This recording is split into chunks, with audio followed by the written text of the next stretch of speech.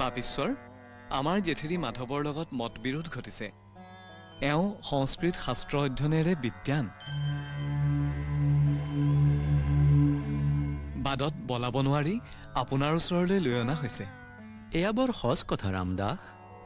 শাস্ত্ৰজ্ঞৰ লগত বাদ কৰিবলৈ পালে আমি পৰম সন্তোষ পাম। আসন গ্ৰহণ কৰা বোপা।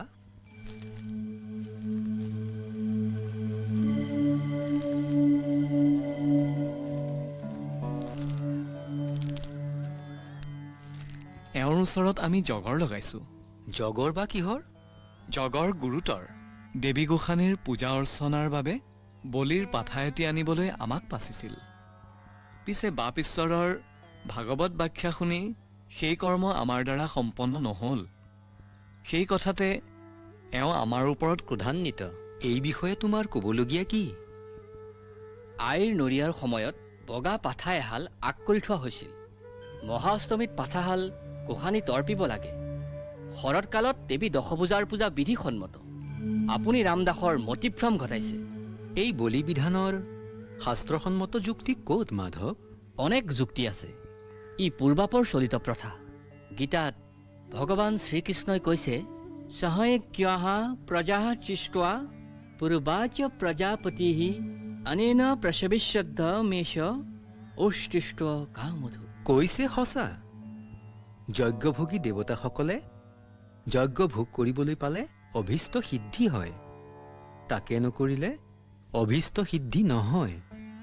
যজ্ঞাৱশেষ অন্ন ভোজন কৰিলে সৰ্বপাপ মুক্ত হয়।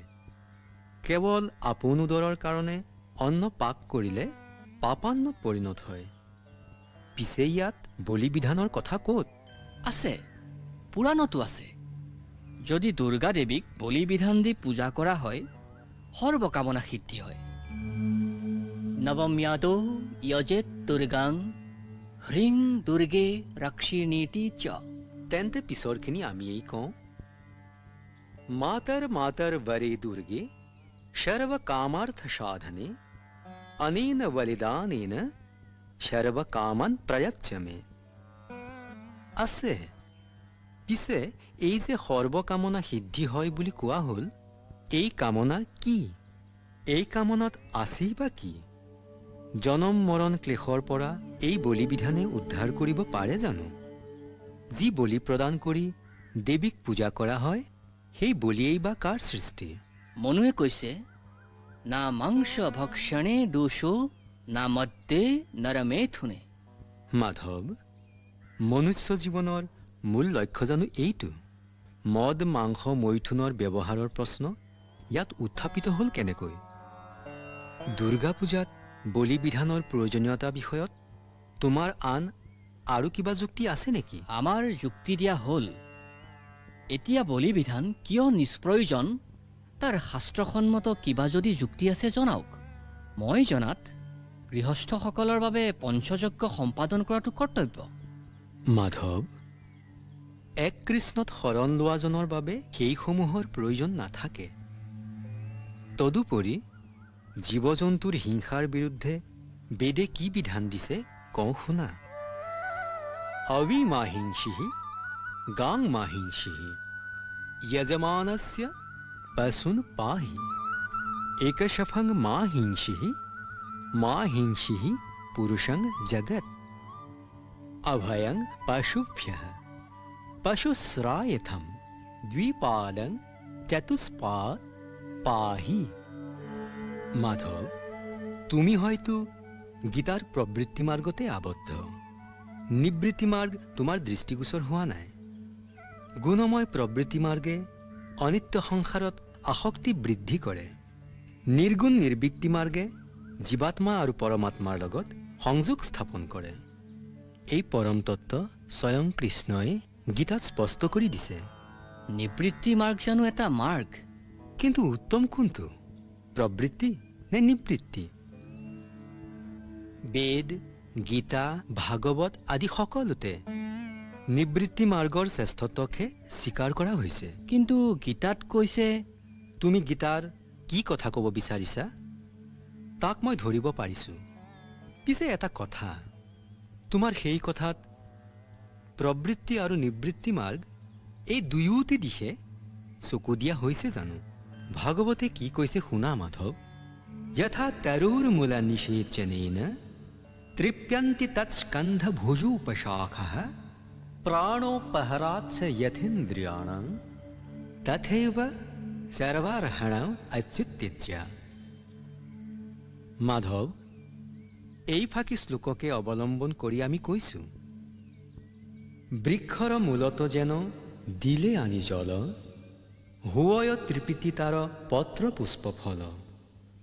ডালে পাতে হিংসে যদি মূলত নেদয়, কদাচিতো ডালপাত তৃপ্তি নোহয়। মাধৱ, পুনৰ কওঁ শুনা। আমাৰ বক্তব্যৰ মূল কথা হ'ল, এক দেও এক সেও এক বিনে নাহি কেও। কৃষ্ণ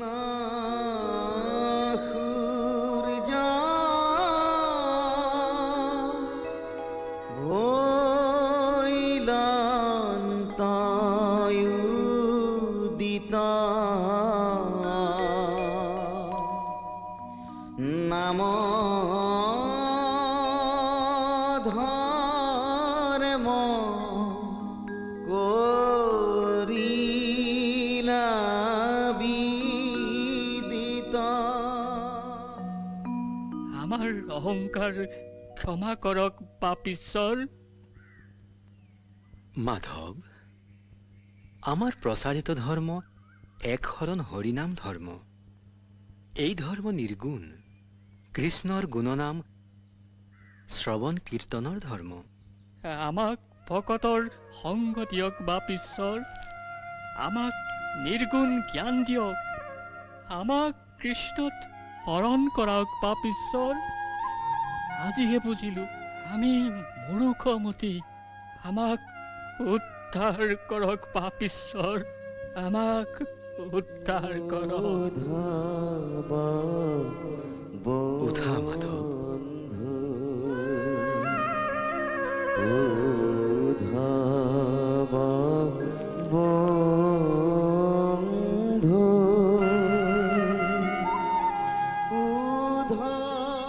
তোমাৰ দৰে শাস্ত্ৰজ্ঞ অনুযোগ পাই মই বৰ সুখী হৈছো। ব'লা